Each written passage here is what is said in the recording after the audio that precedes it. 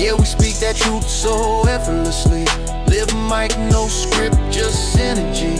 From the block to the base to the legacy. Unpopular celebrities.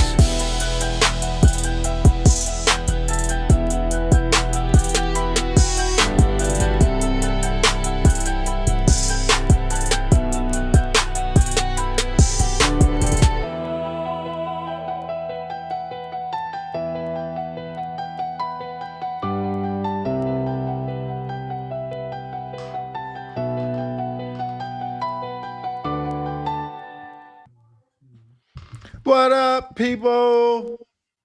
We back again. What am I echoing? What is going? Am I echoing on your end? No. All right. Well, I'll just leave it where it's at then. What's up? What's up? Who's texting me? What's good? Good. Hold on. I gotta Totally do one Mike. thing. Boom, boom. Pretty excited today. I don't know why. All right, boom.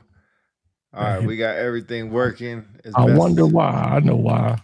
Okay. All I know right. why. I wonder I why. know why. Oh man, Life is a lot better when you get some good news. it's another good Saturday Sunday. Shoot, man, I thought yesterday was Sunday, and now I think today is Saturday.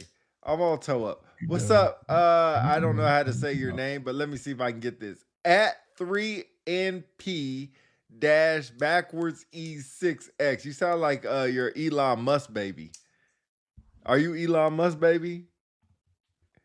All right, but what's up, man? Welcome coming to the chat. Thanks for coming in. Welcome everybody to Unpopular Celebrities once again. But DC do a lot better than me, so take it away. Peace, human beings. Peace, human beings. It's your boy Philly DC here on another lovely Sunday. The day the Lord has made. We thank you for being here with us. Whether you're working out, about to watch the games, cooking up some grits, eggs, and bacon, or maybe you were at church and you got us in one ear, and on the other side of the ear you had the sermon. Either way, we appreciate you being here with us on this lovely Sunday.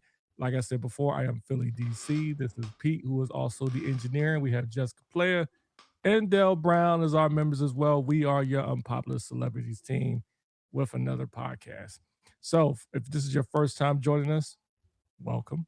We ask that you make sure before you hit the door, like, share, and subscribe. Also on all of our social media channels, IG, Facebook, YouTube, Twitch, whatever. Also, if you're the type person you would rather hear our voices rather than see our ugly mugs, you can listen to us on Apple Podcasts and also Spotify as well. Drop us a like. Let us know how you like the show and how we can improve it. Every suggestion is always taken into account and executed on as always. We have a great show for you today. If you missed the last 3 shows, never fret. Like I said a few seconds ago, you can catch those shows on YouTube via video, on Apple Podcasts, on the audio. We are talking about military transitioning to civilian life. This is part 4 of the series. Again, we did the 3 parts, the past previous shows, the past 3 Sundays, and this is part 4. This may be the last show on this topic. It depends on how far we go. In all honesty, it is a very large subject, a vast subject. There's so many things to get into, but we're going to do our best today. We have a couple of different topics we're going to talk about. Out of the 2 of us, P has already transitioned, officially crossed over into the bright sands or the burning sands of retirement dome. He has his 214 or whatever ID card and all that. He is no longer a member of the Air Force in the active duty capacity. Whereas myself, yours truly, I am still part of the Air Force. So I'm just coming near the end of the part 4 session. But anyway, enough of that.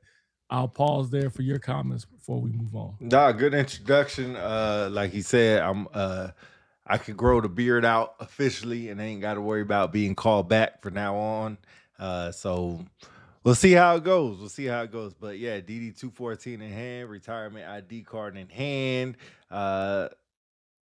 A lot of good things, a lot of okay things, a lot of different things. But if you joined us for the last three parts, you know about a little bit about retirement. I think we skipped over some things, but if y'all got some questions while we going through this, let us know. Charles Davis, thanks for coming in here as always. Great weekend because the Eagles are on the couch. They've been on the couch for 2 weeks now, so it don't matter. They'll be looking at 2027. Speaking of football, the Atlanta Falcons have signed their new head coach. Finally, an offensive head coach. So we'll see what happens. Last time we had an offensive head coach, we made it all the way to the Super Bowl where we got waxed by the Patriots. But we'll see if we have a better outcome for this one. We will see. We will see. But yeah, another Any word on if they made that other decision about the Falcons? What other decision? To About kick them sending out the back league? to the Canadian Football I knew you League. were gonna Any say thoughts that. on that? Yeah, so that has came down, and as a unanimous vote, they are going to stay the NFL and in the NFC South, Terrible. where we will be the champions next year. Anyway, I heard you guys are thinking about enlisting help from all corners of Atlanta. we will take anybody that right stuff. now. Yeah. We will take Dominic Peterson from the couch of Phoenix, Arizona to come if he can do anything productive for the team. So anybody, we are having open tryouts for the Atlanta Falcons until the start of next year. We're looking for any and everybody. So I heard y'all next receiver name is Diamond. That's fine. Hey, we'll take her too. Him or her too. Hey, it doesn't matter. We taking everybody. We want the first female to come play NFL and play for the Atlanta Falcons. If you could play, come on. We take come on. It don't matter. It does not matter. Oh man, that's funny. Okay, we digress, man. We can talk football all day, but this is not what this show is about. So Right. we're gonna press on. So as I said, part 4 of this series. This is when you finally are about to cross over into, I would call, the burning sands of retirement. You know, as some of you folks who are retirees that would call DD 214 blanket. Oh, never heard of that. Yeah, shoot, all the time. People are like, oh, I can't believe this is like this in the military. I, for one, sleep comfortably in my DD 214 blanket. Oh, I have heard that. Yeah, Yeah. when you put it like that, yeah. Then you have your folks with your retiree hat that says Iraqi freedom veteran, Afghanistan veteran. I have PTSD. You don't want to mess with me. That's great. I never see that. Yeah, I thought that was, they have some with the t-shirts and stuff. So I thought that was interesting. Curious. It's kind of sidetracked, but it's not. Now that you've transitioned over, do you plan on partaking in some of those traditions? None of them at all. I didn't even know it was a tradition, but none of them at all. Really? Yeah, I'm not even gonna put veteran on my license plate.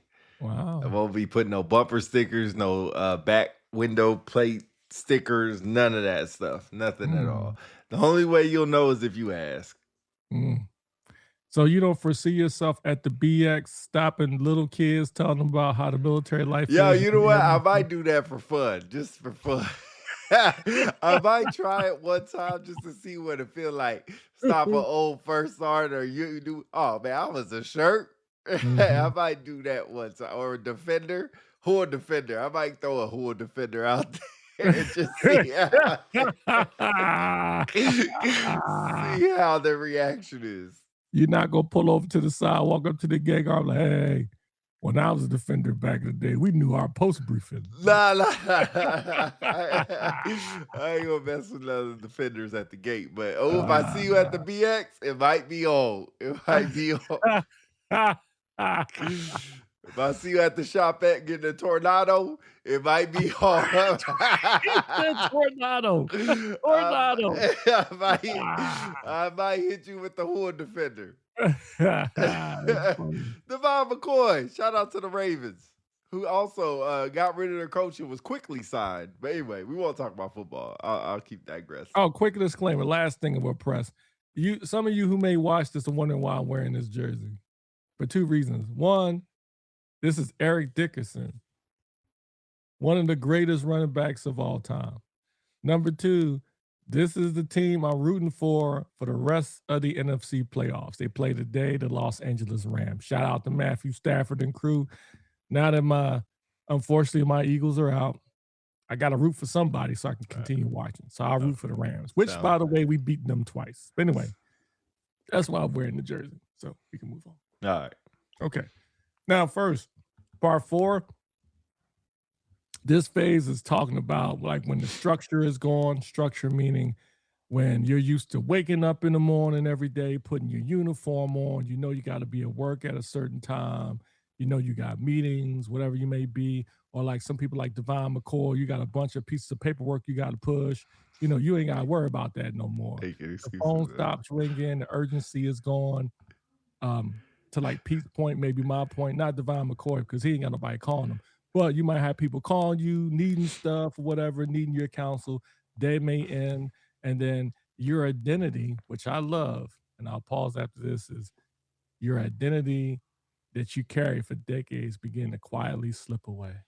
Your thoughts? Man, you said that perfectly. That's a very true statement. And it is very weird, I think, on certain levels when you're used to getting phone calls or when you come in the office and people have questions for you, or you come into work and people have questions for you.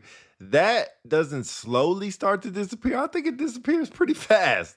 I think it happens quite quickly. What it does is a very big shock. Not putting the uniform on, some people says, "Oh, it feels good. Oh, that feels great," but it is definitely different. Definitely different. And yeah, I'll just say it's definitely different. But how was it for you once the phone call stopped ringing or people, stopped saying chief? Damn, I got called a paper pusher. I mean, you kind of are a paper pusher. Heard the Eagles looking for a wide receiver with hands. Yeah, possibly. Oh, really? I lead airmen. Well, thank you. Thank you, McCoy. Thank you, McCoy. All right, what is your thoughts before we get sidetracked? What is your thoughts on not getting phone calls anymore? How was that how was your first reaction to that? I shared with a couple of people I know. The first 2 weeks, you included, first 2 weeks was tough. No, the first 2 weeks was tough. It Right. was really tough. I mean, I've had times in my lifetime where I was in a low period, but that was one of them. It was tough, man. And to the folks out there who might say, like, why would it be tough? Like, man, you hear these stories about why worried about the military? They're gonna move on without you. Yep. They don't care about you. And in some cases, I think that's true. But I think for someone who's been invested in it as long as I have, it's true, but you still feel left out. It feels like, it's like your friends just went on with, like you just left your friends behind.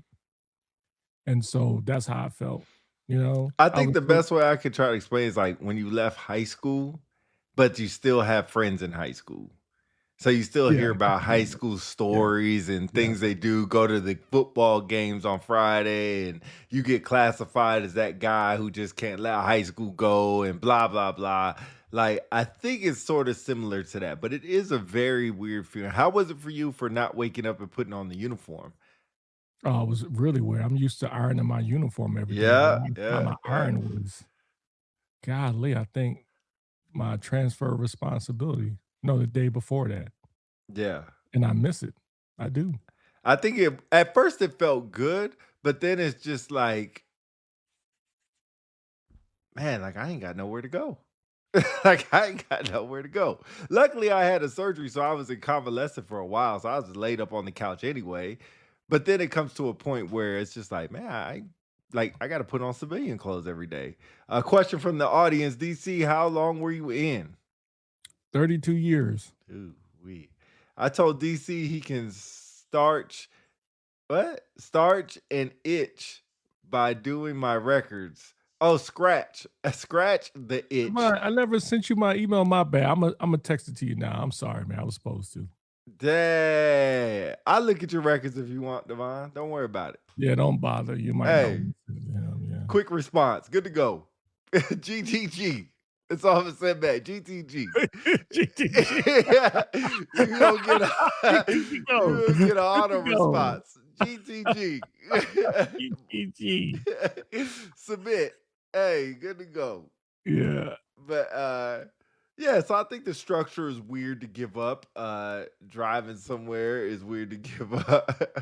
But I think you have to don't rush to get over it, but you will have to get over. But no need for rushing. Hey, if you feel like you still want to go into work, just don't bother people. I think that's the whole thing. Like, if you feel like you want to go in there because you got something to do, like if you got to go do some out processing stuff or go to medical or whatever, and you want to pop by your job, I feel like there's no problem. Pop by your job. Yeah, I'm gonna say that's wrong. I guess my approach would be, I think it's best that I can identify with simmering in it. There's something about accepting the feelings that you're going through, your emotions that you're going through with this transition. I think that's very important. No need to hide it, no need to try to dismiss it. Accept it, but then you quickly, for me, I had to quickly move out of it because I've had a couple of people share with me before I did my ceremony that this was going to happen. Mm. And it hit me like a ton of bricks the first day after the retirement ceremony. Everybody was gone. And really, you were the only one calling me. I had like every once in a while, I have some people call me, but you were obviously my dude consistently calling me. Outside of that, that was it. And the silence was deafening. Mhm. You know what I mean? It was Mhm. it was hard. And Mhm. luckily, shout out to Wendy, man. She knew this was coming. You know, I told her all the time, I think her buying me a dog and then being involved in my internship at school and going to school, I had to go to work. I had things I had to do, and that kept me busy. That helped me get through it. But yeah, it was hard initially. Yeah, it is pretty difficult. But everybody will get through it how they get through it. So no rush. And it's so weird because, like you said, you have people telling you, and you're like, "Yeah, I got it," but you don't really got it until it happens, and then Right, you're just like, ooh wee, right, this is all gone." right. And I But think so this stage also, when you're going through those emotions, I think you're also starting to question whether you made the right decision or not too. I'll start with finances. it's a I good think we one. mentioned in a previous show, when you make this decision, you should already think ahead of time whether financially you're able to do this anyway. You're going to have to get out sooner or later. No one can stay in forever. But when you make that decision, you have to start thinking, one, you're not going to get a paycheck twice a month anymore. You're going to get one time a month. Two, there's a possibility of having additional income through VA disability, whatever, but it's not automatic. So that is something for that. And we talked about that in part three of some of the things you can do to help get you to that point because, and maybe you may share some of this, but if you're able, if you have the physical and mental ailments that will propel you to potentially get a high disability rating or the crowning jewel, the true north, the star in the sky 100%, So that is a heck of a benefit that you can get to add to your retirement. I'll pause there. yeah. Charles Davis says, so tell us without telling us you shed tears. 20 plus is a long time, so I get it. Thank you. Yeah, I did. I'm not gonna lie. I'll say this and I'll be quiet. Yeah, I had a day where I had to let that process. It hurt, man. Like it's not the Air Force fault, but it's like, think about it, ladies and gentlemen. I came in at 20 years. And those 20 years, the Air Force has been in my life. I've had 2 kids while being in the Air Force. I was married for 30 years. My wife and I have been married for 31 years, going on 32 this year. All of it has been in the Air Force. Traveled the world, deployed, see people die, good friends of mine, troops of mine passed. It was hard, man. So yeah, it's hard. Can we go back to the finance piece real quick? Yeah. I want to put something in perspective for you for your years, but you could do it for your own years. So you have been getting paid on the first of 50. You know how many paychecks you got for 32 years? How many? 832 paychecks. Mm. That's quite, and consistently, I don't think, besides maybe a couple years where it might have been late or you got a half because of whatever happened. I don't know if you ever experienced that, but I know for me, I had like a half check one time and then it came another half a couple weeks later because of what was going on with the shutdown and stuff like that. But 832 consistent checks on the 1st of 15th. And then one day it just stops. So when you get out on the 15th or whatever day it is, you won't get paid, and it is a weird feeling to whether I don't know how people do their finance, where they get a message that says you got whatever amount money add to your account, direct deposit, or you go in there and look, or you're about to pay your bills and you see your money, blah blah. It's not there. And anytime a paycheck doesn't come, you go to finance and be like, yo, I didn't get paid. But this is something you have to prepare for, is not getting paid. I had people call me as a shirt that retired and was like, "Hey, when am I going to get paid? When am I going to get my retirement check? When is it going to come?" It's like, God, dog, like you have to be really prepared. I'm not saying you have to have a 9-month emergency fund ready to go and tap into that, but at least a couple months. What is your thoughts on selling leave or burning it? Ooh, that's a tough one.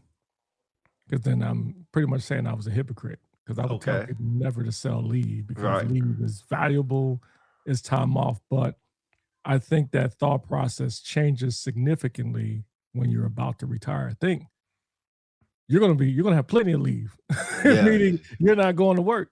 Right. So if you have at the bottom line, I think you need to budget in. You're gonna need some time to process. Don't sell your leave just to go back to work. And we can get into that in a little bit later as far as Okay. folks who retire and they go right to work. Mm.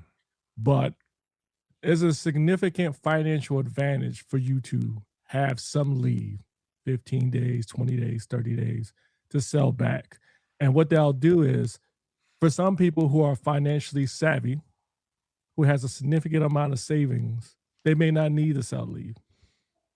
But for some of you folks that are living paycheck to paycheck, no shame on that game. There's Right. a lot of us that's doing it. Right.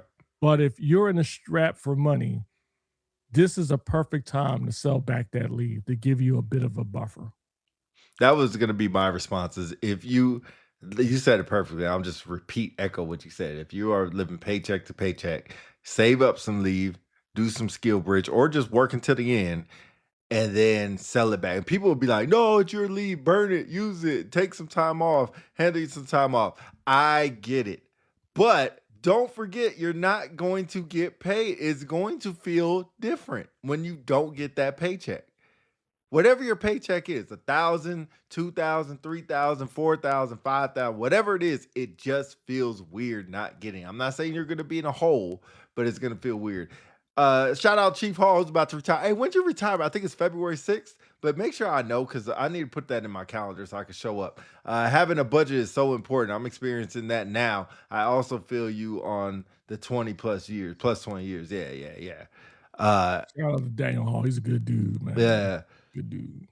So, yeah, definitely had that financial piece squared away. And yeah, hopefully you just have that squared away. That's the best thing I can say is have it squared away. February 6th, I got you. If you don't, then now it's time to I have this, I firmly believe sometimes when you make a mistake, especially a long mistake, at some point you got to stop beating yourself in the head. You're gonna have to go to work and come up with solutions. So this goes back to selling your leave. You've got to recognize this early enough so you can make that decision to sell it back. And to Pete's point, you keep working or whatever, you may have to sacrifice some early time at terminal. Now, if you need the terminal leave because you're relocating or Good whatever, point. then factor that in. But if you don't have the savings, selling back that leave may help you out significantly. And I think it's that thing. Hold on. McCoy said, I understand where people come from for about not selling leave, but I look at it, the payment as for form of over. Hey, McCoy, that's a great point. For everybody who's on here, read that. It is a form of overtime. And people would be like, I'm sitting at home, I'm still getting paid. Why would I do that? Because the paycheck is going to stop. You really have to forward think. And it's not going to stop forever because hopefully you retire with honorable. Hopefully you get your retirement check. It's not going to stop forever, but keep yourself a buffer for those 30 days, 15 days that you're not going to get a paycheck because it just feels weird. It really Right. does. It really does. Right. You were saying about not going to work right away. Or about going to work right away. You want to touch on that? Before I get on that, one more thing about the finance piece. You also have to get to a point, and I'm kind of getting my head on myself because that's a little bit later. I mentioned you only get one paycheck a month. That's also unless you get VA disability, but you only get one paycheck. So if you don't have a budget, I'm not judging you. You're gonna have to start making one now because this idea of I'm gonna hold to the 15th to do this and the 20th, you don't have that option. Some people prefer getting one paycheck a month. They want Some it all people at do once. that in the military, which is kind of Yeah. weird to me. Yeah, it's weird, but you're really going to have to be intentional on factoring in that. Now, as far as going back to work right away, I know a couple of good friends of mine who I won't mention his name, but it's a gentleman I respect dearly. He's a fantastic leader, and he worked to the very end. He took off his uniform. The next day, he appeared in the suit. Mm-hmm. It was an SES. Mm-hmm. So he went from an 06 to an SES. So, hey, well deserved, super sharp guy. But dang, man, like I just feel like everybody's different. Some people like the chase to continue to make money, to continue to have a responsibility. It's almost like a drug. You are used to being that person, that man, that woman who has that position in that rank. And the idea of you transitioning and not having it is can be very is very it makes them afraid to be in that space. But then you have an opportunity, someone's going to offer you a GS position at either the same rank equivalent or higher. It's very enticing. Plus, some good money. But I feel like a lot of people have to take that time to take a pause. There's no need to rush right back in it. Because I tell you, people who've done 20 or plus years, you think you're not tired, but you are. Some people try to convince yourself, I can keep going. I admire you for that, and I understand that competitiveness because I felt the same way. But after my ceremony, I went through the week of processing this. I realized this time off has been great for me to be able to process everything I went through. You'll find you have hidden emotions, issues, trauma that you didn't realize was there because you suppressed it.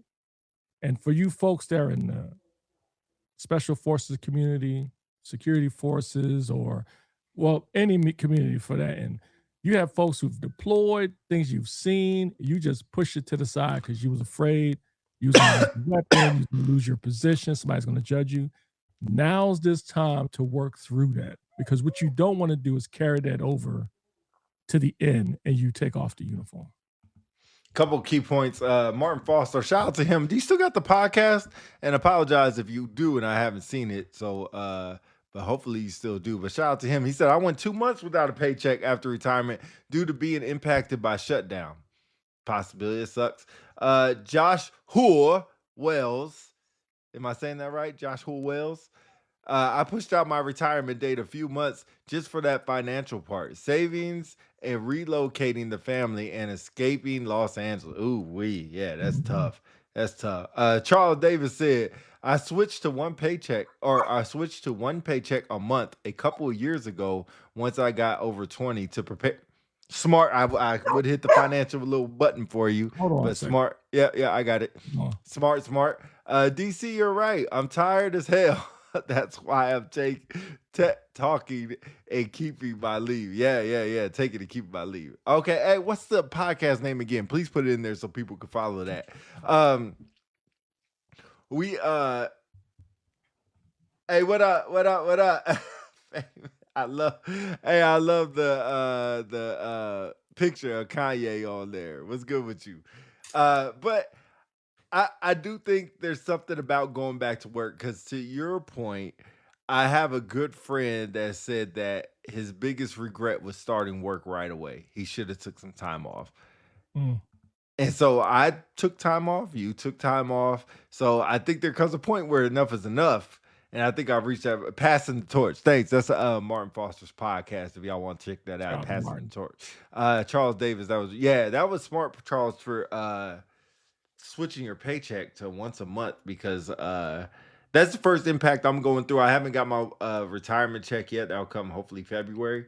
But not getting paid on the 15th is a trip. Dale, what's good? Dale Brown in the building. What's good with you, bro? You can still come on here whenever you want. Yeah, Open whenever you're invite. ready. Yeah, but hope everything's good with you and everything going on out there in Germany. But yeah, switching to one paycheck, and then you don't have to go back if you're financially set up that you have to go back to work. If you have a job, I won't say turn down the job to take a break, but hopefully you can explain to your employer like, yo, I need a couple weeks off, need a month off, whatever it is, reset, and then maybe go back to work. But definitely, like Philly said, reset.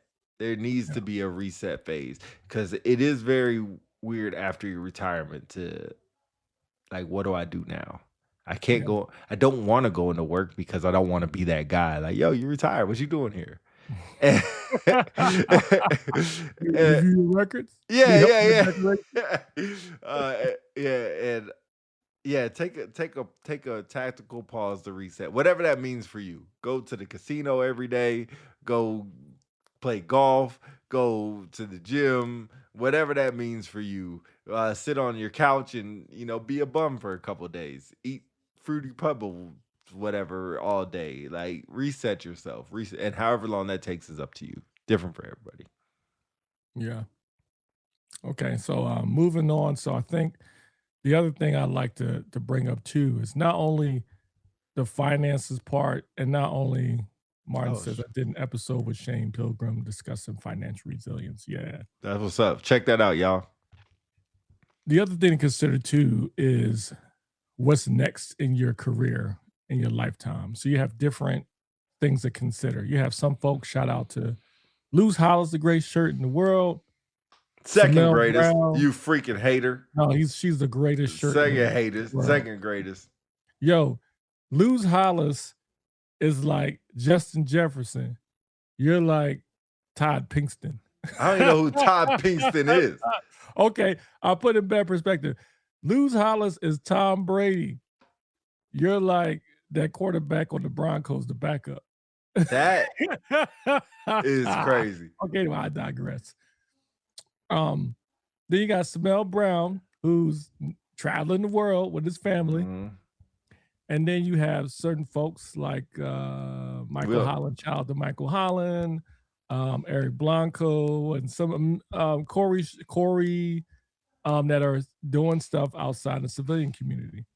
And so the reason why I bring that up is you're going to have to decide what's next for you. And I would tell people, I would caution if you assume Yes, that a the only disrespect. thing you can do is what you did in the military. I would ask for you to rethink that thought. You are more than just what you've done in the Air Force or any military service in that matter. If you came in as a defender, doesn't mean you have to do defender work when you get out. If you came as a personnel, it's the same way. The only thing is look at those skills as an addition to your portfolio. Because you're going to find when you start to really look at what you did in the military, it translates to other fields. Case in point, for me being a defender, I assume I just could do security work. My graduate degrees or undergrad degrees is in psychology and criminal justice, and I'm working on the social work piece, right? So a lot of people point towards their degrees, what they can do in the civilian sector. But being a defender or being a maintainer or being a personnel and you're a senior NCO, you can translate those skills into human resources. You can translate those skills into project management. So consider that when you try to figure out what you're going to do. I'll pause there. Yeah, Martin, let us know, man. We're always ready to go on somebody else's show and tear that thing up. We're ready. Daniel Hall says, what up? Chief, if you ever come on the podcast and don't say what up to me and say what up to somebody else, we going to have problems. DC, to your point, what about Devon McCoy? I think he's only like a one-trick pony. I think, pushing papers is really where he shines. I don't know if he's able to do different things. So you got to be careful. No, that's not true. I think Devon would do well as like a Capitol guard. Oh, like yeah. Hey, he does have a good point. He said, how you you ain't. raise up the little drop arm? I think he'll be good at that. Yeah. Hey, he said, you ain't defended a base in 12 years. That's a good point. That's a good point. I ain't going to say nothing to that. God bless you. God bless you. God bless you. Oh, it's all right, Chief. You at least said what up. The other Chief said good morning to you. I am appalled. I'm borderline pissed off, but a little bit appalled. More appalled than anything. But yeah, back to your point. I think the important thing, and maybe back me up on this, is degrees. Get a degree in something you want to do, not in what you're doing now. What is your thoughts on that? It depends on what you're into. I think what it really boils down to is what would motivate you to get out of bed in retirement.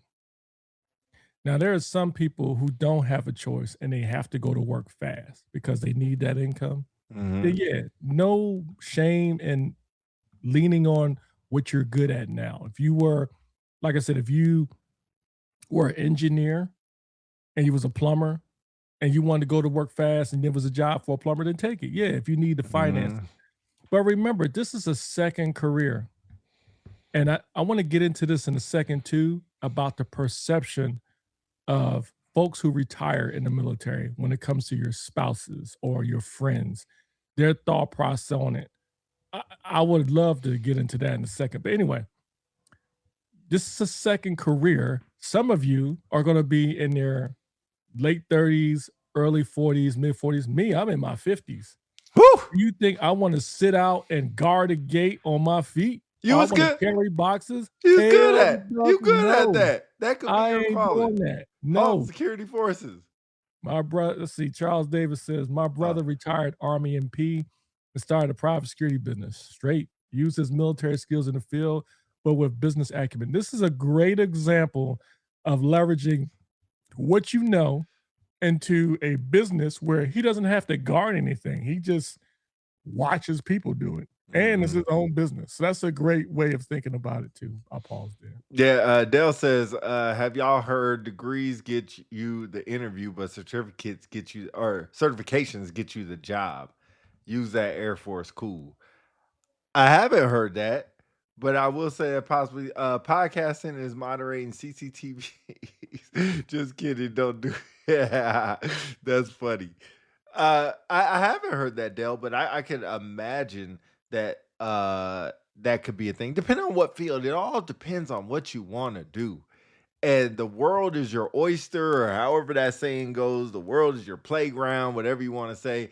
And being that it could be a little bit overwhelming because it's like, what now? You have so many avenues you have to go. And I think the biggest thing is everybody knows is networking, networking, networking, networking. And you have to be okay with being humble enough to put yourself out there and say, I'm willing to take a step back from what you were in the military for the civilian life. You're not I'm not going to say you're not. I don't want to speak in absolutes, but it's going to be difficult to go in somewhere and be in charge when you haven't done that before. Or even if you've done it in the military for 20 years and to be out and be like, "Hey, I'm here now. Put me, in charge of these people." They're like, "Yo, bro, wait up. Yeah, I need you to, slow your roll." And they won't say that, but you might have to humble yourself. When I retire, I feel like I want to be completely removed from the military. Devon, is that what you're saying? Yeah, that's why I gather. I hope not from life. Like you just want to be a hermit, No, just, just live in a cave somewhere. But yeah. I yeah, I know you said you want to get into another point, but I just don't know. It's so many different ways you can go, and it's very difficult because it's so wide open. And timing is important, right? Right place, right time, opportunities. All these things have to align to get you in the right spots. I don't want to speak in absolutes, so it's not for everybody, but just We covered we covered last show a little bit about skill bridge, and there's a lot of examples of when skill bridge goes right, where you have folks that I'm aware of that did skill bridge and then translated or propelled them into a position with the company. That's when skill bridge works out. Then you have skill bridge that doesn't work out well, where you work for a company and you don't get a job, and then you feel like 3 4 months has been wasted. And then you have some that just didn't do nothing, skill bridge. West Lawrence says companies want to see you with a valid degree that will benefit their company. Um, I would say I agree. let's touch on that. And full transparency, I'm not very well skilled in this or knowledgeable in this area because I'm still, on active duty and actively looking for stuff out there. But I would tell you my experience.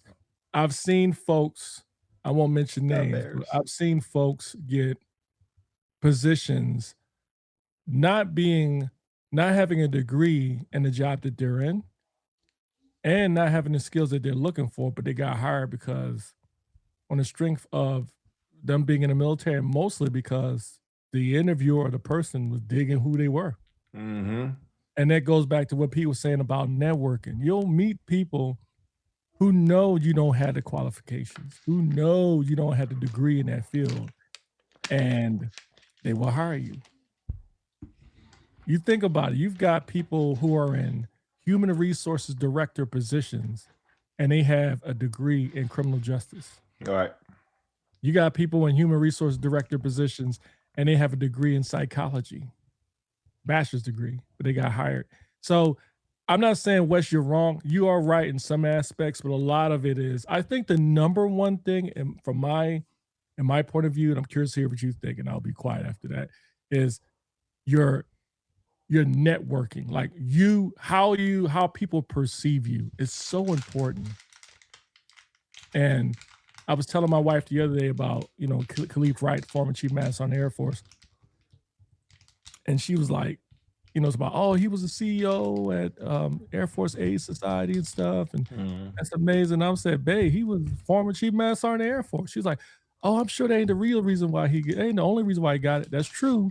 But you think when you work for an organization and you serve the Air Force and you're the former chief master sergeant Air Force, you don't think that's a huge win for the company? Right. And for somebody who is arguably the most popular chief master sergeant Air Force of all time, next to maybe Chief Gaylord, that's a huge win for the Air Force Aid Society. So that's a good example of having the right personality and the right street cred, I guess, for a bad way of putting it, to be able to walk in a position to get hired out. Paul's there, especially when they're trying to recruit young people.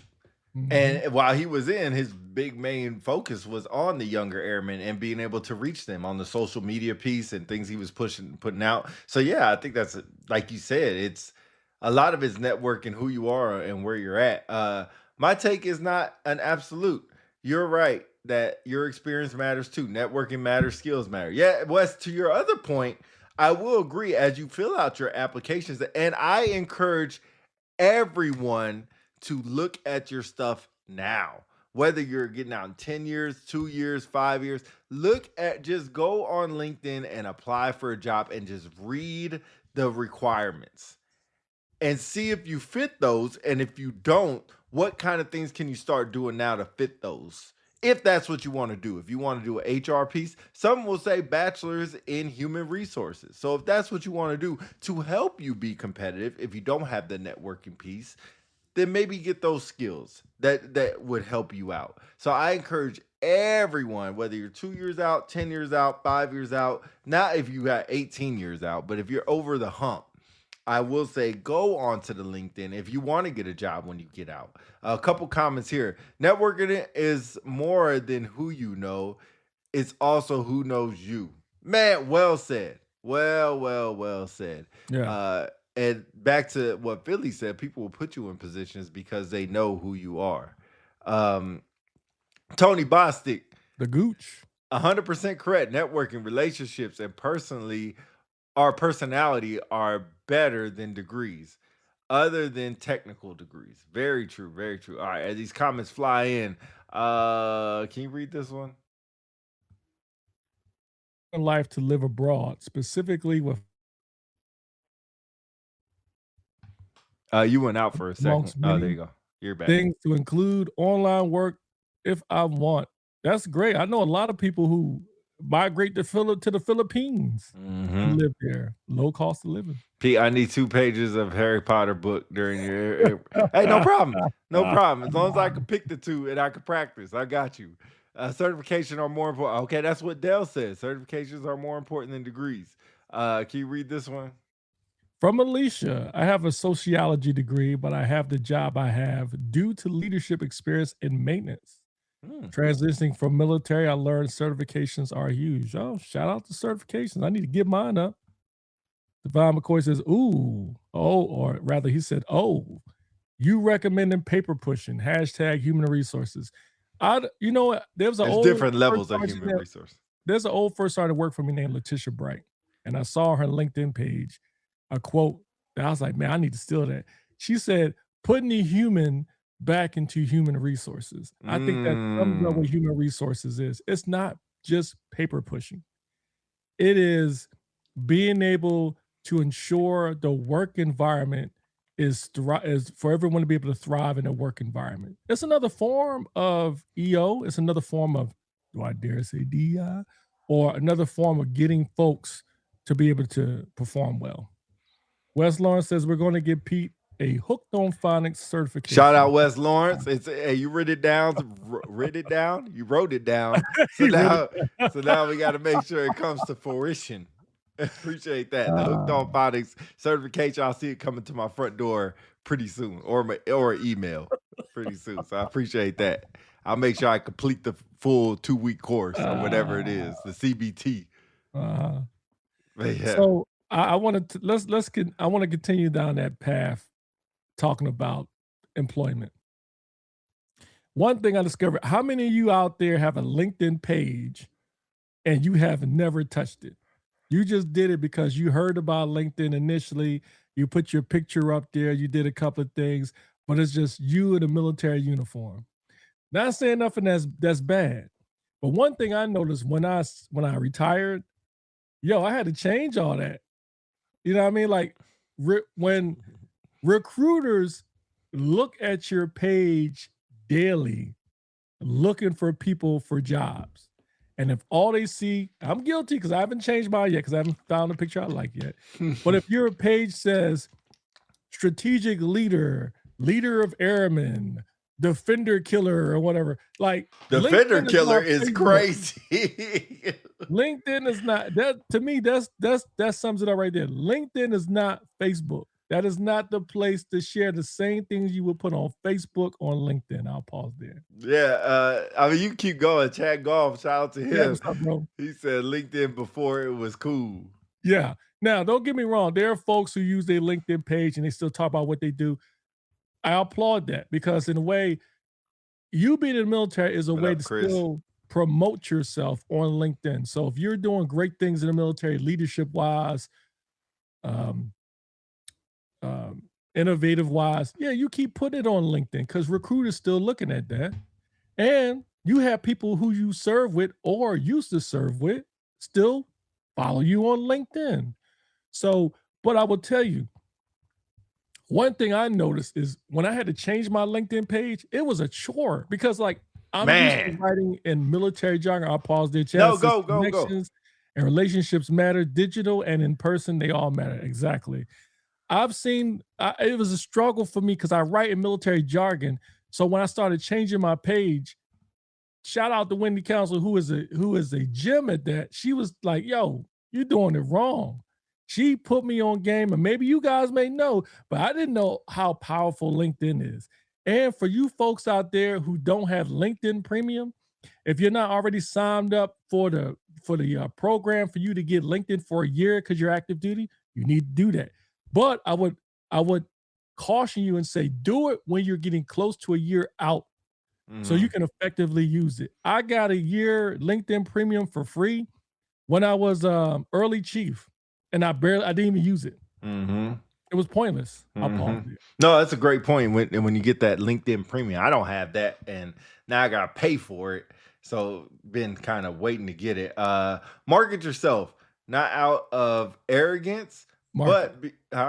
Market. That's what I said. Market yourself. I'll be quiet. You said mortgage. I did market yourself, not out of arrogance, but because of your value and what you offer to others, not just employers. Great point, Chad. Shout out Chad Badcleat Golf. Convert your language to civilian speak on LinkedIn. That's kind of what we just said. Facts. I forgot your other point where you're correcting that to yours. Please use it to correct one of the first things major companies ask for is your LinkedIn. Okay, I get it. Can you read this one? Alicia says, Northrop I Grumman. see LinkedIn is good for networking when posting for work. Northrop Grumman has a great program that even gives feedback on how a resume should look. Oh Man, I will get into resumes too when we get that opportunity. Connection. We already read this. Use AI to change that up Yes, real quick. yes, yes, Good thing that yes, AI does. yes, It's only free for a year. yes. Tony, how much is it after that? How much is premium Bro, after that? it's expensive. Oh, okay. AI is clutch. Use it.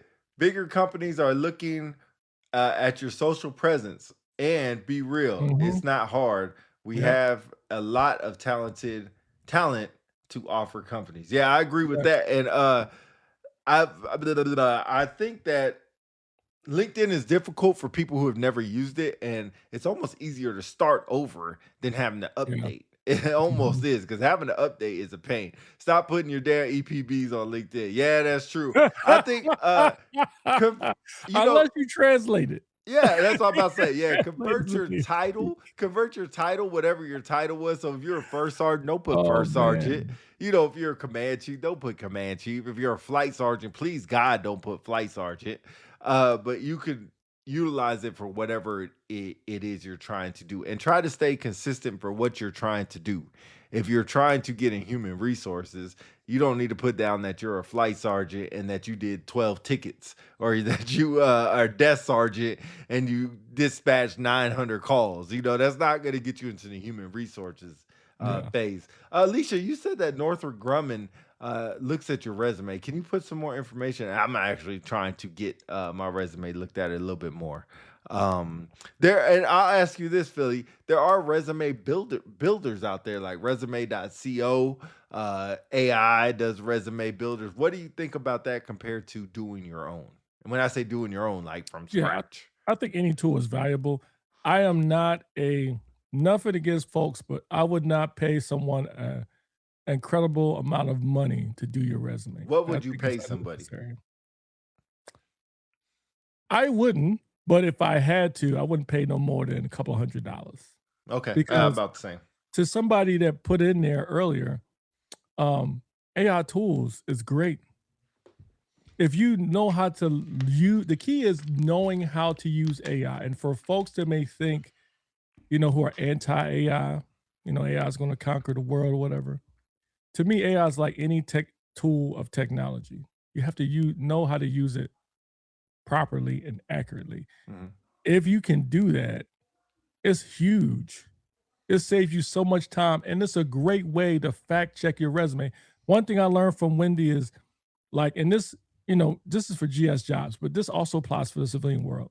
When you look at the job title, take out what it says, like in the GS sector, it'll say key skills and abilities.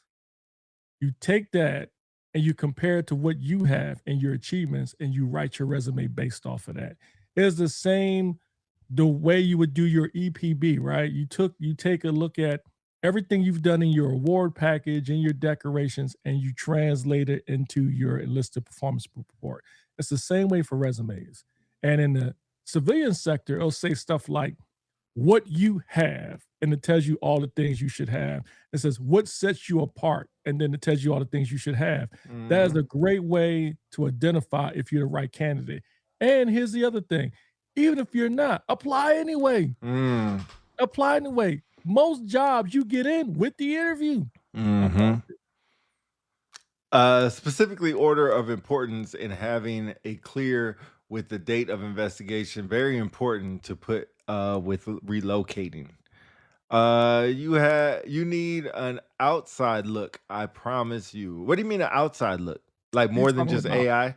Yeah, outside the military civilian look. Here's what I caution, right? Here's what I caution. There is nothing wrong with having somebody outside look at it, but just remember, if you remember, like when you remember you folks out there that send your records to people and you get different thoughts of how bad your EPB looks for your records. Right. It's going to be the same way for a resume. Right. Everyone has different things. Now, It's valuable if you're about to apply to Northrop Grumman or Apple or Amazon or something like that, and you have somebody internally that works there that looks at it. That's valuable because they're speaking with authority and credibility because they work there. Right. If you're sending your resume to somebody who currently works at Target, but you're trying to get a job at Apple, you got to wonder about the feedback. That's just my personal view. Yeah, Wes Lawrence says, I recommend that we put EPRs and EPB duty titles into AI and have them change it to civilian. That's kind of what I suggested earlier. Great point on that. Alicia said, taking out a lot of the fluff and tailoring it to the position you are going for. Yeah, I heard that a million times. EPB transfers to STAR method. What is the STAR method employees use for interviews? What is the STAR method? Do you know? Doesn't sound familiar. Let me. It's an acronym, it seems like. Yeah, it seems like something I need to ask chat. Let me Google that. What is the STAR? She gonna respond, but before I can get this in for interviews, first thing that comes up, structure, framework to answers. Let me see if it says situation, the task you face, actions you look, and positive results you achieve. Yep. Is that correct, Alicia? Yeah. Situation, task, action, result. Yep. Is that what chat said? That's what she said. Yeah, that's what Google said. Okay, well, there you go. There you have it. Hey, while we're doing this, if you guys like this conversation, do us a favor. If you haven't already, go ahead, click like down at the bottom. You know what I'm saying? It helps the algorithm out. And if you're not subscribed to us on YouTube, which y'all waiting for, we're doing so well on YouTube. You can help us out with that. Continue to do that so we can continue bringing shows like this. Now, moving on. So we talked about resumes. I would say let's talk about myths and facts. Okay. Facts of fact. You are a military individual transition to civilian life that has so many different experiences and valuable skills you can bring to a civilian sector that's valuable. That is a fact. This is not good. I wouldn't say it's fiction, but you know, people always say, oh, people are gonna be lining out your door to hire you, blah, blah, blah, blah, blah, blah, right? And in some cases that's true, but I think for me, I've approached this whole experience as not thinking that way, that I have to start at the bottom. And then if I get an opportunity where I don't have to start at the bottom, then it's icing on the cake. Because, you know, for someone like me being in this level of position in my career, the thought initially would be of entering a job at the lower level is almost like ugh. You know what I'm saying? Like, ugh. You know what I'm saying? You like scoff at it. But if it's a job where you need a foot in the door, sometimes you got to humble yourself and say, look, yeah, I was a command chief master sergeant. I'm senior. I'm equivalent to a human resources business partner or director. But in order to work at said company, I have to start on the ground level in the cubicle. Am I willing to do that? Well, if that's something I really want to do, then sometimes you have to do that and then work your way up. In some cases, there are a lot of folks I know that did that and they ascended to the senior level in short of 6 months. Some employers just want to see if you're able to humble yourself and work at another level instead of just assuming. And then you've got to also be mindful of not everyone thinks of your experiences as positive. There are some civilian folks that have their own preconceived stigmas and ideas about military folks. They got PTSD. They're hard to deal with. They're too structured. They're unable to be flexible when it comes to things like that. So not just employers, but your fellow employees may think that and may be intimidated by that. So you got to consider that as well. Yeah, Tony Boston, I'm trying to wait for his comment to pop up. So since it's not, I'll just go ahead and read it. So many senior leaders struggle with that. I have seen it firsthand. They've forgotten how to work, and it shows tremendously. Yeah, I think that's important to know that it is cool. And we all know people that have left the military and went to six-figure jobs. Like you just said, your SCS? SCS. Yeah, SCS guy. I'm sure that's somewhat close to a six-figure job, if not is. So we all know people like that. It happens, and shout out to them. But I think, unlike the military, or like the military, it's about timing. that position has to be open for an employer to fill it. So if stars align when you get out, you get your resume, you're good for the position, and the position is open, boom, you can get right to it. But unless you're searching for 1,000 different companies and trying to find which one's open, sometimes you might have to take a step back to take 2 steps forward later, which should be okay. It should be okay for everybody to do. But just remember, the position has to be open. It's almost like the military. If you want to say you want to work protocol, but protocol is full, they're not going to hire nobody there. You have to wait for protocol to open, still be on the base, have the retainability to take the position, not be hot for a PCS, not be hot for getting promoted. You know, a lot of things have to align for those positions. Same thing for the civilian world. Same exact thing. Yeah. And then be prepared for, I won't say disappointment, but I had this thing I always say is revise and apply. You don't wait for one opportunity. You put in for one position and then you keep going. Sometimes some people will put in for that one dream job they see and they wait on that one. In some civilian sectors, you may put in a resume, you may hear nothing. Mm-hmm. That's just how it is. That's horrible. I've seen one time there was a job at USA and they had over 300 applicants. Right. And so naturally, you know, you're high on yourself. You put in for a job, like I'm getting that job. I'm qualified for it, but you hear nothing. You revise and apply. Rick Reviews one. What you YouTube. Like? What's up, brother? He says, be prepared to remember the phrase when you like fries with Thanks for your positivity, Rick Reviews. Kevin Ott says, civilian hires and civilian promotions are highly competitive at the level that military members cannot fathom. Yeah. I think the difficult part is not hearing nothing. It's not like the military where you can ask your chief, hey, chief, did I get that job? Hey, chief, you heard anything? And they be like, yeah, they'd be like, nah, you didn't get it. I'm like, all right, cool. But civilian sectors, man, you put in, I don't know how many applications you put in. I know I put in a few. But when you put it in and you just like, pause when you put it in, that's crazy. When you throw up a resume and you don't hear nothing back, you're like, should I call and check on it? Do I just keep going? It's hard. It comes to a point where it gets kind of humbling and also disappointing to not hear anything. Just like, oh my gosh, oh my. But then when you do, I mean, I got a call for Lucid not too long ago. I don't think I even told you on Thursday. I got a call to go work at Lucid. Direct hire. I was excited as hell. What's it called? Lucid, the car company. Oh, I was about to say Lucid. That sounds like a drug or something. No, Lucid, the car company. Okay. The only problem is it's an hour and a half away. And I'm not driving a 3-hour round trip every day. Were you aware of that before you applied? Nah, it was at Phoenix, but the only hiring they had was in Rio Grande or something like that. That's an hour and a half away. Not driving a 3-hour round trip every day. That's quite extreme. Yeah. But it was good to get a call back. It's good to get a call back. Yeah, it's good to get it. I'm surprised. You know what's funny? They called me, and of course, my phone doesn't recognize the number. So I didn't answer it because of freaking all the spam calls. And then they called back and I was like, that's weird. Spam doesn't call you back. So then I answered and that's what it was. But anyway, yeah. So now I got to answer all spam calls, which sucks. So question, did you tell them that you wasn't interested or did you just not going to show up? No, I told them. I said that's a little bit further out, but if there's something in the greater Phoenix, West Phoenix area, then I'm willing to do that. But I'm not going to be able to make that 3-hour round trip. Okay, so just another question. When they called you, did they offer you the job? Or so there was no interview. It's like, hey, blah, blah, blah. Yeah, we saw your application. We'd like to go ahead and hire you for this position. It's in Rio Grande or something like that. I think might be saying the city wrong.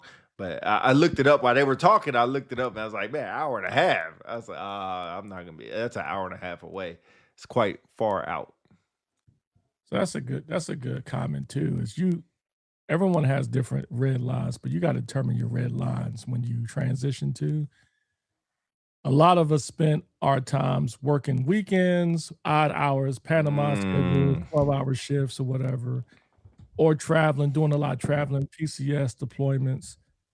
You're going to get to a point, which is perfectly fine. You're going to set red lines where it's like, I'm not working weekends. I'm not working night shift. I'm not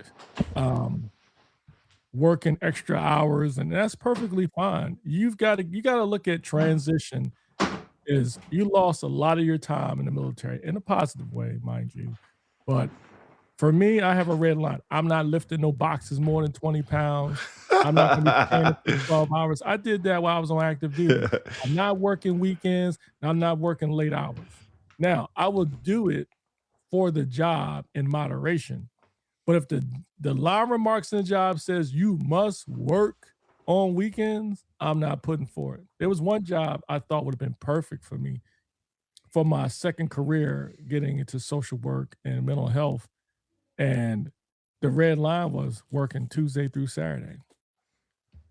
So that means you're going to lose. Am I willing to lose my Saturday? Like maybe younger me, but not older me. So that's one thing to consider as well. Oh, could always accept a position to get inside the company and later transfer once you've proven commodity. Once you're a proven commodity, that's true. So what's I guess what's the red lines for that one? Look, Josh, I can't say his name. It's kind of hard. I think it's supposed to be Joshua, but Joshua. It's just the way you said. JROTC instructors paid months off in the summer break. That's huge. That's huge. Off every weekend, summer breaks. That's huge. Yeah. I'm trying to get in that position, Josh. If you are already in that position, I'm not sure if you are or not. Let me know. Let me know because I might I need think he's some trying to insight. tell people his name is pronounced Joshua. Joshua. Yeah, I think so too. Or just try to be instead of Joshua. Joshua. But let me know. Are you a JRTC instructor now? But anyway, I digress. I don't know if there's anything else with retirement. I will say out processing is big. Make sure your DD-214 worksheet is done. Make sure you get access to all the stuff you won't have access to anymore. That's big. So make sure your passwords are set because you won't have a cat card login anymore. So if you need to get access to MyPay or just want to be nosy and get on the portal and look at old stuff to reminisce, you need now a login and password. Make sure you pull your education records, your military education, because you didn't know this.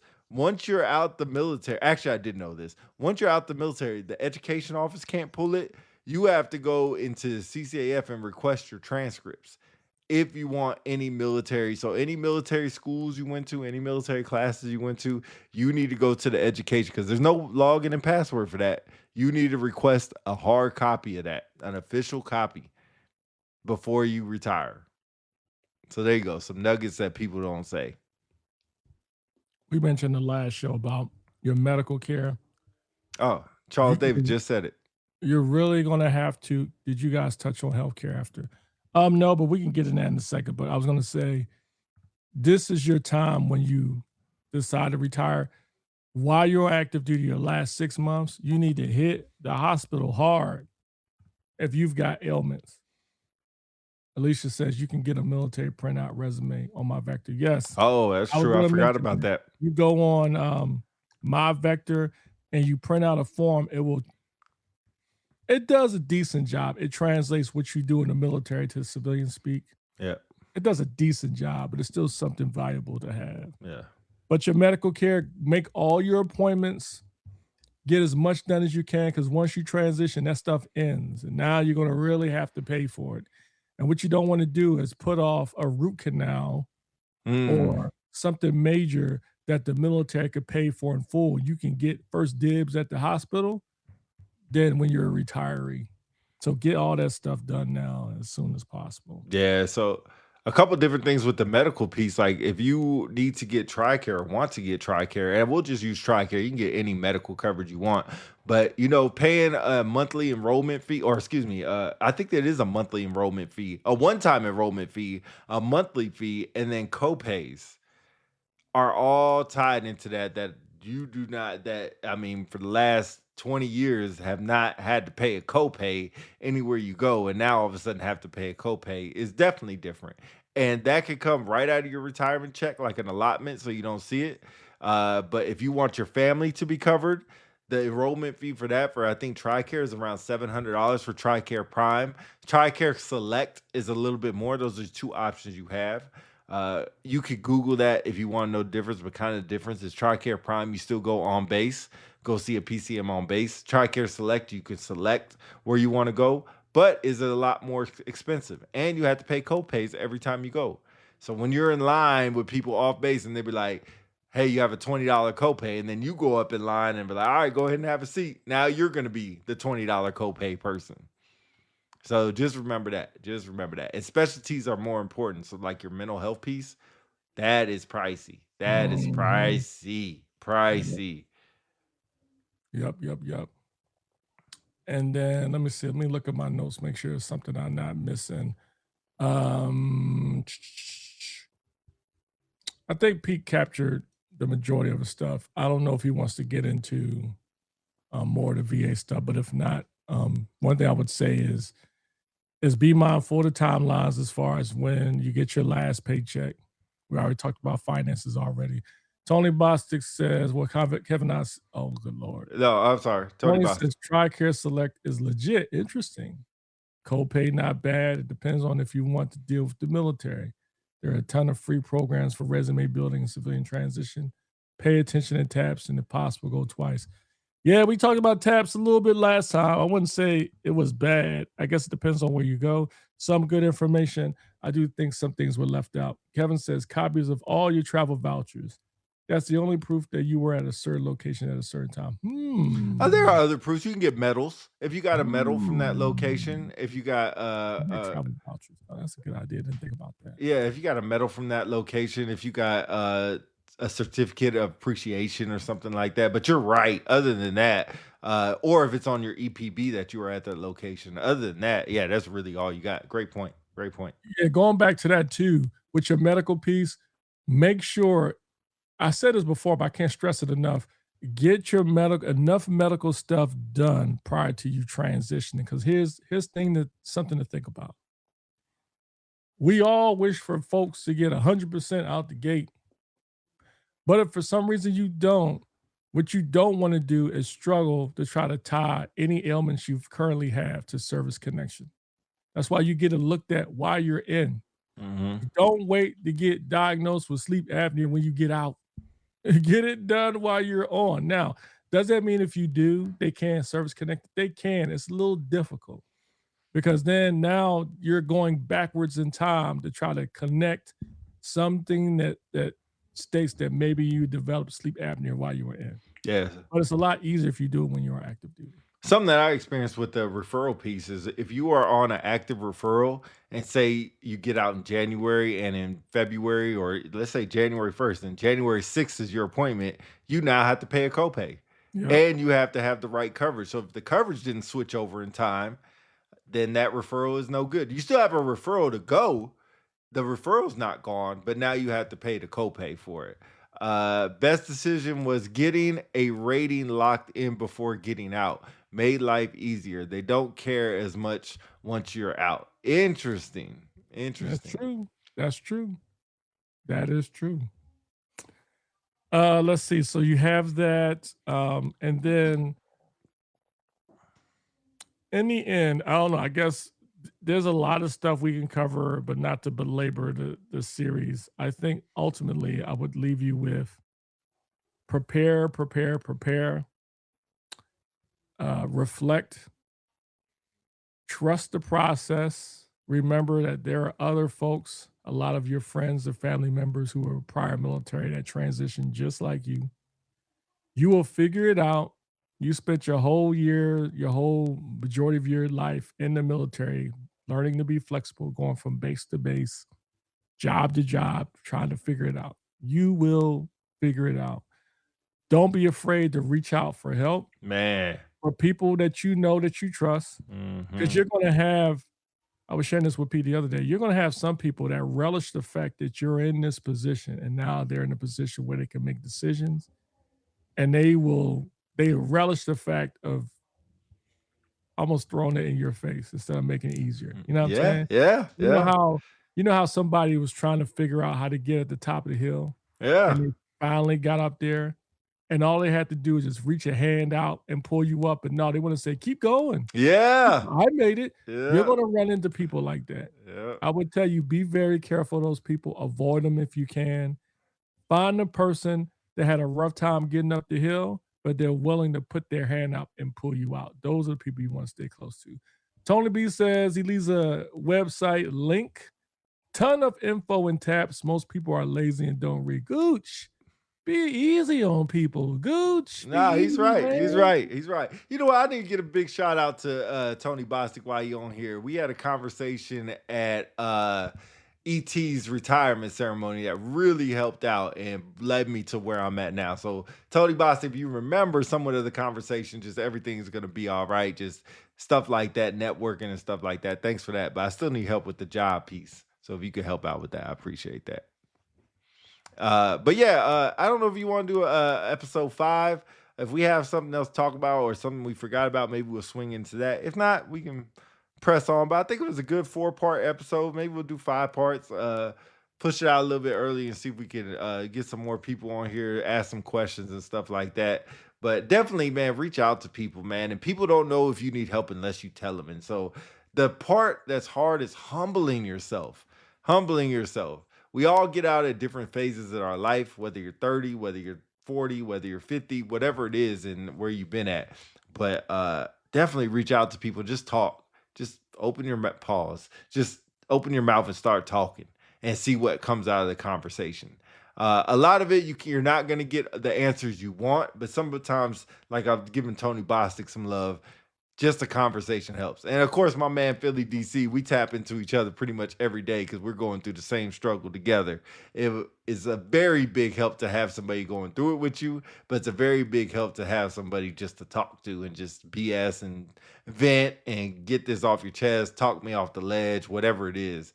Have somebody that can help you out. Yes, be humble, but committed to your journey. It will work out, and keep 3 mentors on standby. 3 is a good number. 1 is good if you got a good one, but 3 is probably a better number, definitely. Josh said, hit me up on the side if you want info on JRTC. I'm going through the process now. Good luck with the process. Good luck with that. We also have Jess Player, who's the JRTC instructor on here. She's already in the seat doing the instructor piece, so she can help out. I'm sure she's willing to help out as well as I put her business out there. Do you want to go to football? I think we should while we have a couple more minutes. We can, but another thing that just came to mind. Even if you're not working, if you can't find something, if you're passionate about something, you can always volunteer and do nonprofit. That usually leads to employment too. Good, Or you can start your own nonprofit. There's a couple of folks that created their own business. Like Todd Simmons, he created his own business, something he was passionate for, and is doing extremely well at it. And you have some people through connections, they work together and doing something they love. You just got to figure out what you really want to do and then go after that. Y'all be all right. Kevin Knox says, the Bears. Sorry, brother. I'm surprised you didn't mention it, but just because it's your first job doesn't mean it's your last job. Oh, yeah. Kind of like a house, just because you buy a first house doesn't mean it's your forever house. Yeah. Sometimes you have to get. You can always quit. Or put in your 2 weeks. Quitting, Put in your 2 weeks. Put in your 2 weeks. At least find something. You want to be like, yo, bro, what you been doing the last year? Man, I quit like 8 jobs, bro. Like, Yeah. you don't want to do that because eventually it's going to get out. Like, this dude's a quitter. You know what I'm saying? And plus it's time wasted. I think you would attest to this. I think when you retire, you don't have a lot of time. And one thing I want to mention before we go over into football, I thought that was the last thing, but this is even more vitally important, is your mind, right? You've got to take care of yourself, man. Here I am retiring in my early 50s. I've known, God rest their soul, who passed it in their mid 50s, early 50s, even 40s. I know a couple of friends, right? So you got to think, you've been going hard all this time. You'd be surprised how much your mind has been affected in your body too. You got to take care of yourself, man. Mm-hmm. So don't be in a rush to get back into the ring. You know what I'm saying? Think of it as a boxer, right? You've been boxing for 12 rounds. You won by decision. Maybe you knocked them out. And you ready to get in the next fight because it's a big payday. but your body may not be. Mm-hmm. And that next hit you get, you may not get up from. So take the time out to take care of yourself, man. For We sure. can move on if you want. Yeah, ready to go to some football. Yeah. If you don't know, the playoffs have been great this year and getting even better as everything is coming. All the home teams are winning so far for the divisional round. As you see behind Philly, Seattle kicked the dog crap out of San Francisco. Like, goodness gracious. The worst playoff game has happened last night, 41-6. San Francisco scored all their points in the second quarter and scored nothing else after that. Bills and Denver. Denver is moving on without their starting quarterback, Bo Nix, which, man, tragedy. But Denver is moving on as they beat the Bills 30-33 in overtime. So we got move on to the games today. We have the LA Rams as they take on the Chicago Bears. Thoughts on that one? Before I move on to that, bang, bang, Niner gang. Shout out to my folks, Adam Van Cleve Golf, and all you other Niner fans out there. Welcome. Just like what did Eddie Murphy say on that movie, Hoodlum? Was that Hoodlum? He wasn't in Hoodlum. He was in Welcome to the Boom Boom Club. God, no, that was Life. Life is Boom Boom Room. Welcome to the couch. Yeah. Bang Bang Niner gang. You know what I'm saying? And shout out to Justin Petey. He texted me last night. He's like, Brock Purdy, top 10 quarterback. Get that ish out of here. Justin, you was wilding out last night on the messenger, bro. He was wilding out. So I think you were one of the ones that said Brock Purdy was top 10, wasn't he? I still think he is. No. No. Anyway, moving on. Rams versus Bears in Chicago. Cold day. You brought up an interesting statistic the other day. What was Matthew Stafford's record? It's like 5-12 or something like that. 5-9 in cold or freezing weather games. And he has not won a playoff game in cold weather. So those games are regular season. He has not won a playoff game in cold weather. Bostic says Purdy equals Hurts. That's pretty. You know what? I'm going to ask you, man. You can elaborate on that, man. Don't speed past that. I don't know about that. But anyway, last I checked, Hurts went to the Super Bowl and won an MVP. But anyway, moving on. Rams versus Chicago in Chicago. I see this as being a low-scoring game, but not to the point of 10-3 or something. Okay. I still think the Rams are going to put up points. They're not going to put up 30, but I see them putting up at least 20 points. Yep. The Bears, my thought process would be is the Bears are going to be unmatched against the Rams. But just like we said yesterday, coaching matters. And I tell you, something about Ben Johnson's got it. Over McVay? Yeah, Ben Johnson got them dudes ready to go to war, man. Yeah. They believing that they are going to win it all. And I think that matters. However, I still think the Rams offense is too electrifying. And I still think the Rams are on the road. And I would love to see the Rams versus the Seahawks in the NFC Championship. So I'm going to go Rams 24-17. That's so. I am taking the Bears 24-28. Wow. I do think the Rams will score. I think the Bears will score, but I think the Bears will get a last-second touchdown that puts them up by 4. The Rams will try to go back and get a last-second fourth-quarter drive, and Matt Stafford will throw the game-losing or game-clinching interception. I also think Matt Stafford will throw at least 2 picks today. Wow. At least 2. I think Cade Williams will throw a pick. Cold weather. So if you saw last game, cold weather produced fumbles. Josh Allen had 4 turnovers himself. He's still a top 10 quarterback, but had 4 turnovers himself. And then Cook, who was the league leading rusher, put the ball on the ground also and had a turnover. Denver put the ball on the ground, but did not turn the ball over. So interesting fact there with that. So you have the Rams, I have the Bears, and we will go to probably, to me, the game of the night, Houston versus Patriots. And people will say, why? I like defense. If you like defense, this is the game for you. Houston's defense against the Patriots and Drake May MVP possibility, although Matt Stafford is going to get it. MVP possibility going against Houston. Your thoughts? I wouldn't say In it's New a England. matchup of the night, personally. I'm more looking forward to the Rams and Bears game, personally. I am interested to see. No, I'll take it back because every time I doubted Houston defense, they've proven me wrong every time. The way they dismantled the Chargers, they played the Chargers last time, right? Yes. Yeah. The way they dismantled Justin Herbert and Jim Harbaugh's team was scary. First half of the game, I think it was only what 6 points scored or something, or 13 I points can't remember. between the two of them, and then they had an explosion.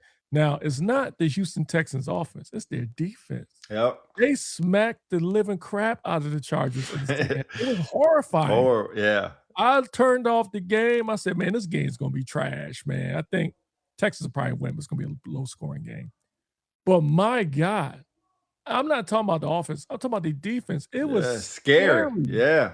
I'm telling you, I can hear the screams of a woman in a horror movie when I saw that game. It was like watching a horror flick. And so, even though the Patriots at home, I think the Texans will be a problem for the Patriots. I do. I have none of respect for Drake May and Mike Vrabel. They got a great thing going on in New England. But I feel bad for them. But that being said, I think the Patriots are going to win. They're going to end up closing out the game. They're going to win, I would say 17-10. That's so I was thinking the exact same score. And at the end, I switched to 17-13. 17-13. Patriots, Yeah, Patriots. I think if the Texans win, it would be because their defense forced not only turnovers, but also scored. They're going to have to score on because no Nico Collins. So Texans, they got their number one receiver. CJ Stroud struggled really bad last game. All CJ Stroud has to do is keep time of possession in their hands. So they're going to have to run the ball. They're going to have to not throw any turnovers and try to minimize the 3 and outs. Even if they can go 2 first downs and not score or maybe get a field goal, it's going to be a field goal game for the Texans, and Patriots are going to have to score some touchdowns. Or it's going to be time of possession. So it might be a boring game as far as, a bunch of first downs. It's not going to be like, I think the Rams Chicago game is going to start slow and then have some explosions. Yeah, it's going to be an interesting game, but I just think shout out to Houston and D'Amico Ryans for that thing they did. They defense, man. But that comes to an end tonight. If Houston wins, they're going to the Super Bowl. Oh, whoever wins in the AFC is going to the Super Bowl. Yeah, you could say that. Yeah. I mean, so you really think that the loss of Bo Nix kills Denver's chances? Oh, man, the second string quarterback, they put out a stat in 20 games. He's thrown 8 interceptions and 8 touchdowns in 20 games.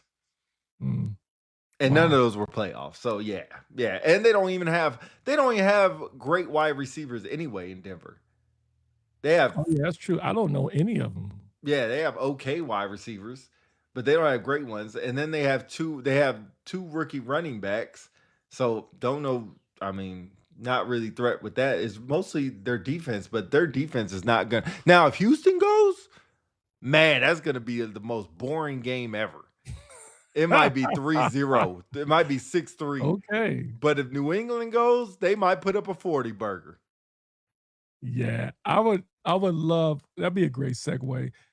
Who do you want to see in the Super Bowl? Well, now I would like to see, it's funny because I picked Chicago, but I like to see the Rams. But the Rams versus Patriots is what I want to see. That's a throwback to when Tom Brady won his first. I think that was when Tom Brady won his first championship. I could be wrong. I can't remember. But I remember the greatest show on turf. I want to say, I'm about to look it up. Take us home somewhere where I look this up because I am pretty sure that was. Yeah. It's gonna be an interesting day today. For the, what's that? What? Yeah, 2002 New England Patriots upset the St. Louis Rams 20-17. Wow. Wow, that'll be interesting. Great point. Shout out to me for pulling that one out my ass. Josh Hua says Stidham suck. Denver is cooked. Yeah, cook. Now wait a minute.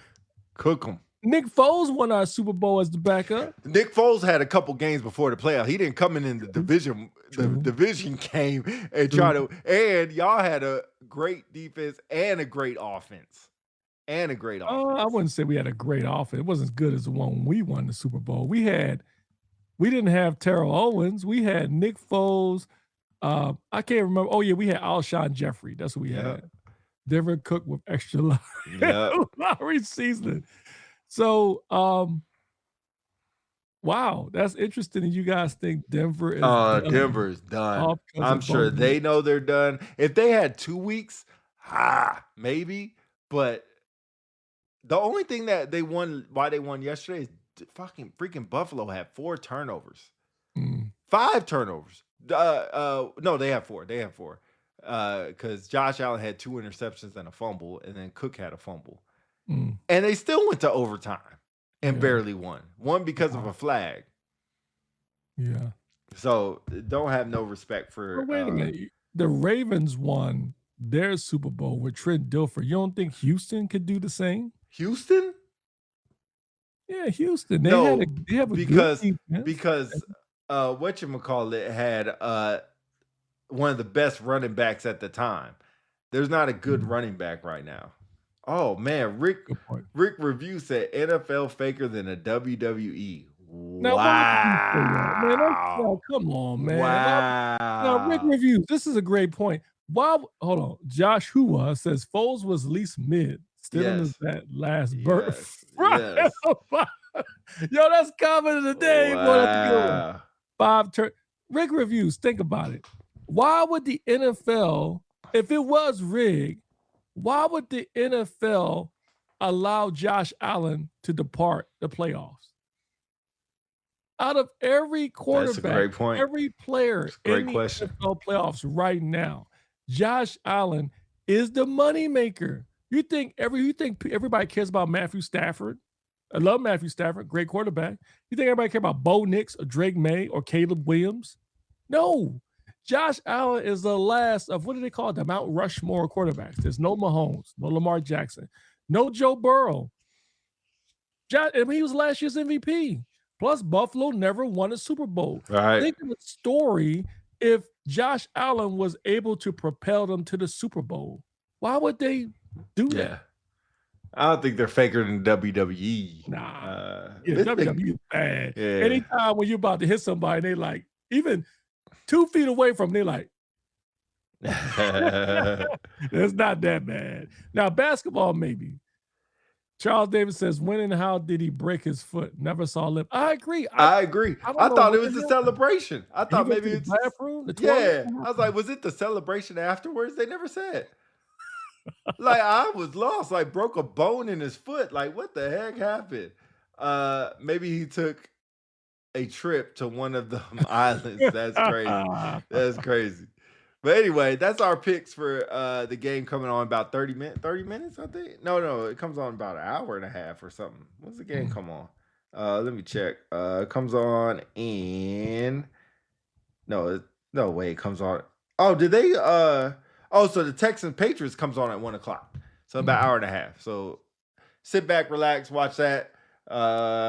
Chill out, enjoy your Sunday. Hopefully some of y'all have Monday off for Martin Luther King Day, so enjoy your Monday. And we'll be back next Sunday. Don't know what we're going to talk about. Maybe we'll do part 5. Maybe we'll move on to a different thing. Who knows? But thank y'all for coming out. Review all these parts on wherever you find your podcast at, or go on YouTube if you want to watch us while listening to us, whatever you want to do. Hey, shout out to the people I've talked to, and as well as Pete, that drop us lines of how the subject matter was beneficial to them, and also some ideas of other shows. We try to look at all topics, not just military, but we do get a lot of requests to talk about military topics. So you may see some in the next couple of shows And as always, drop us a line. Let us know how we're doing, what we missed. This show, we do it for y'all. So we would love to hear y'all comments. We thank for y'all supporting us. I see there was a comment down there by Charles Davis. Who is your offensive coordinator pick for Philly DC? Even though I made fun of this guy throughout the last 2 seasons, calling him a cyber nerd or whatever, like somebody who's in a house living with their mom playing Fortnite, Mike McDaniels from the Miami Dolphins. Would love for him to be our offensive coordinator. Go from Whoever head it coach is, to OC. huh? He's like, go from head coach to OC, huh? Yeah, I think he's open to it because that will, if he does well, that will open him back up in the head coaching circle. I know he's had a couple of interviews, like with the Baltimore Ravens to be their coach. I don't see Baltimore going with him. The right move is for him to go back to being offensive coordinator, do well, and then build the buzz, because whoever's the offensive coordinator is going to decide whether or not Nick Sirianni has another season, and Jalen Hurts, to be honest. So it's critical whoever we pick. Joshua Wells says, great chatting with y'all. Respect for staying active and putting that goodness out there. Oh, no doubt. We're going to keep going, bro. Till the wheels fall off, man. And that's actually because of you guys. So we appreciate and we thank you guys. So that being said, we will see y'all next week. We may do a show in between. If you're not subscribed on YouTube, go ahead and subscribe there. Turn your notifications on. We're going to really start getting into YouTube space. So it'd be great to see y'all when we start doing more shows on YouTube and stuff. And go Birds. We out. Peace. Birds.